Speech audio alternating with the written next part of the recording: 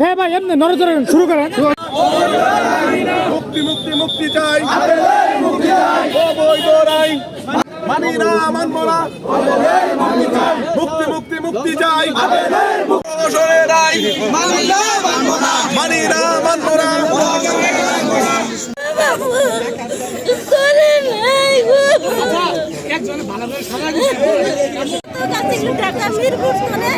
Police দেওয়ারা উদ্ধার করতে মেয়েলা উদ্ধার করার পরে আমরা চেষ্টা করছি টাকা দিয়ে মেয়ে ছাড়াই নিয়ে গেছে।